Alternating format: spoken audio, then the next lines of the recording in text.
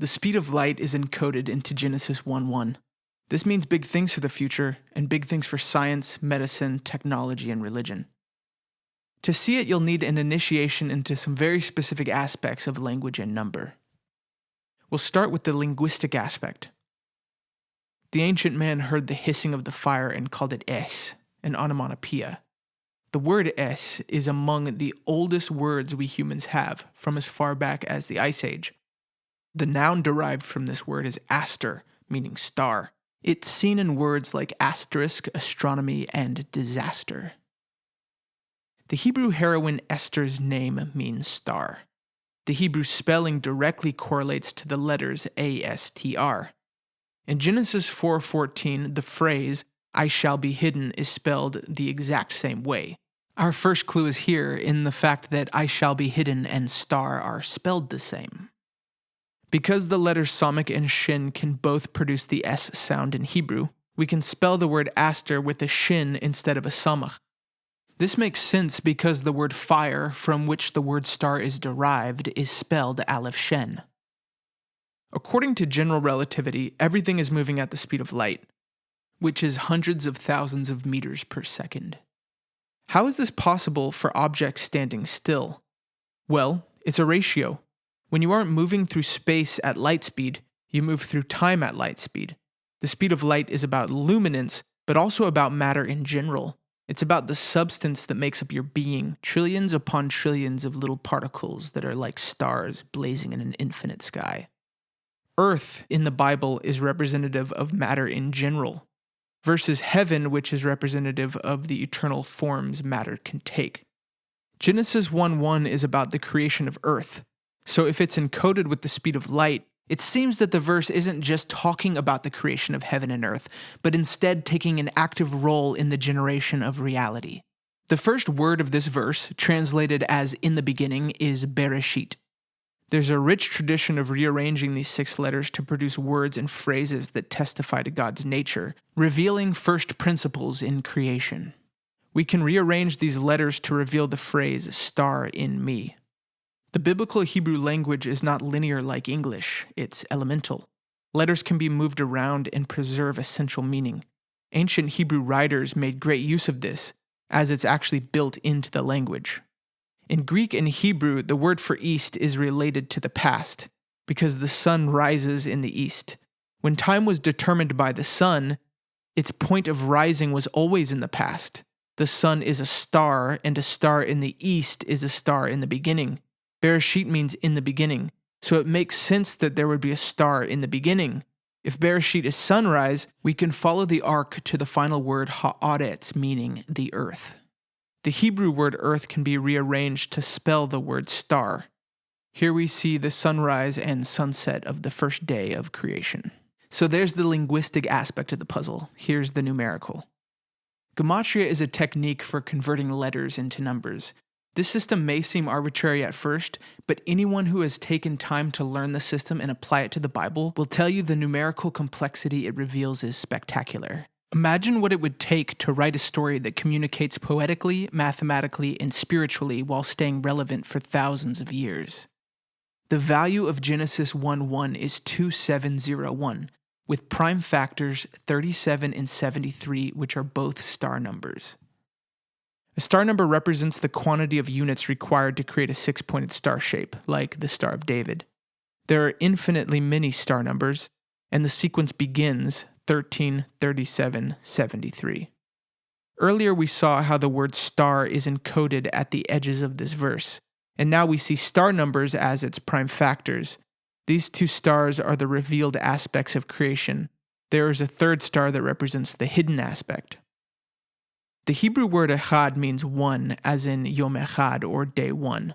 The picture emerging from Genesis 1:1 is of a single day that's also all days, because echad means one not only in the ordinal sense, but in the sense of absolute oneness or completion. Where was the sun before it rose? To the ancient mind, this was a mystery ripe for mythologizing. In Genesis, the days actually start at sunset. This is an intellectual leap that even modern humans struggle with.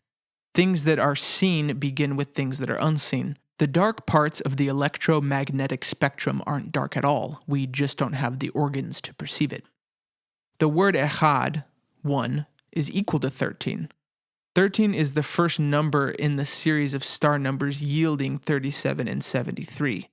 Day 1 begins with 13, rises as 37, and sets as 73. 2701 is the revealed aspect of Genesis 1:1, the bold beginning of the Bible and the creation of the universe. 13 is the small hidden element, the cause, the mustard seed. The best way I can think to represent these two numbers as one number would be with 2701.13 because it communicates the smallness, the hiddenness, the separateness of 13 in relationship to 2701.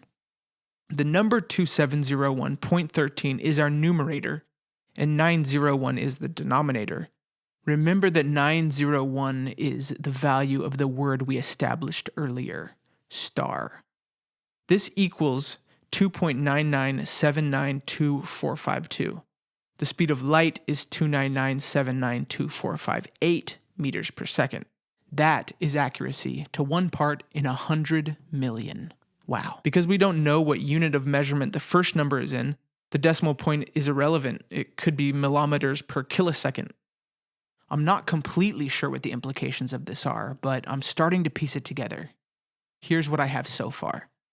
The distinction between the infinite multitude and the indivisible oneness of the absolute from which it arises is one that has racked the brains of philosophers and mathematicians for millennia.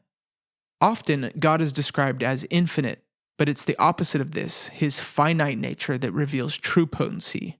Hero Israel, Yod He Vav He is your Elohim, Yod He Vav He is one, Echad. The only way that the mind can balance these two extremes is in cycles.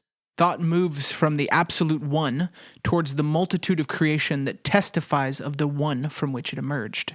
Even infinity is one thing, an infinity. Any additional set of infinite things can be added to the original infinite set to create one even bigger infinity. This set of all sets may be the single point at the dawn of creation.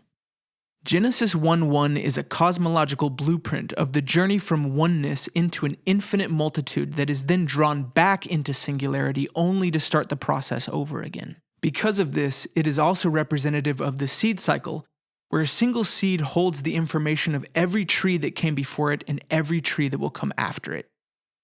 A seed starts as a single object and moves towards multitudes. Some plants produce 1 million seeds in their lifetime. The buried seed is like the sun moving through the night in secrecy. It bursts forth as the sunrise and moves towards the multitude represented by the sea in the west. The series of star numbers starts with a single point, then 13 as the first movement of light out into 6 directions of 3D space. 37 isn't equivalent to 1 like 13 is, but it testifies to the 1 being made in its image. 73 is the value of the Hebrew word gimel, which is the 3rd letter and means yield or ripe. This ripe fruit drops into the west, which is the future, to start the process over again. Many ancient cultures only had words for the first 3 numbers. 1 was the absolute, 2 was division, and 3 was the multitude. 13 plus 37 plus 73 equals 1, 2, 3. These are the first knowable objects, expanding outwards into understanding. The numerator in our equation is representative of the threeness of space. Along with Aster, there are other words equal to 901, including the Greek word hora, which means time. 901 being both hora and Aster is beautiful when we consider that stars, be it the sun or stars in the night, were our only way of telling time for millennia.